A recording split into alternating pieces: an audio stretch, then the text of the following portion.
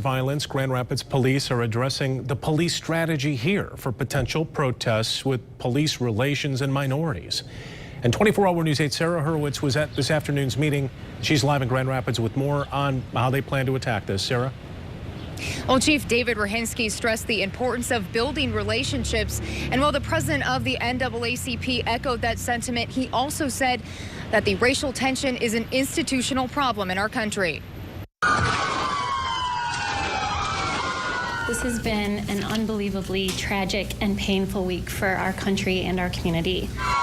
As gunfire erupted in the streets of Dallas last night amidst crowds marching in protests of violence in Louisiana and Minnesota, Grand Rapids leaders expressing their thoughts to the families.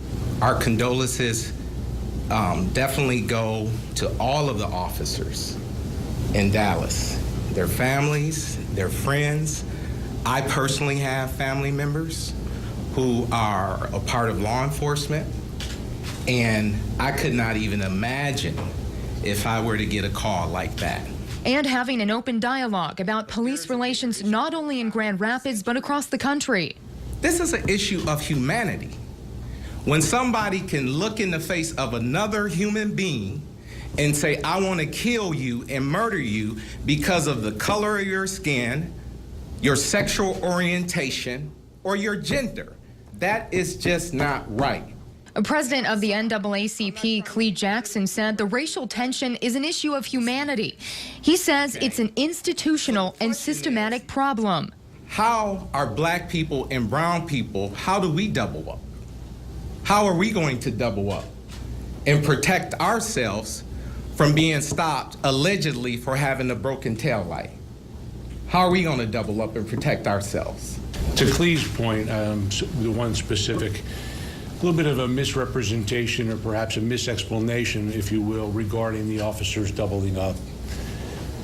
Just as those in this room feel emotionally drawn by the events of the last 3 or 4 days, so too do our officers. Grand Rapids Police Chief David Rohinsky saying this is not an issue that should be dividing, but rather uniting us. And Brian, this is also the 9-year anniversary that Officer Bobby Kosminski was killed in the line of duty. Today, I did speak with some of his friends who still memorialize him every day.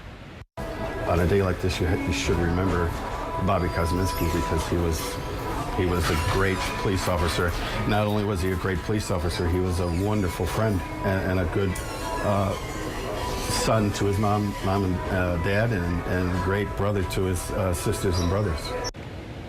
Plans are still in the works to install a memorial for Kosminski and other fallen officers in Grand Rapids at Richmond Park. So far, I am told that they have raised about $12,000, and we do have a link to their GoFundMe page on our website. Live in Grand Rapids, Sarah Hurwitz, 24-hour News 8. Yeah, Sarah, I know that press conference was maybe a little bit contentious at times, but it was important, I think, for those groups to show a little unity today in light of what happened in Dallas, and especially on this anniversary with Bobby Kosminski. Absolutely. It was an open dialogue between everyone. Yep. Good to see. Sarah Hurwitz reporting live. Thank you, Sarah.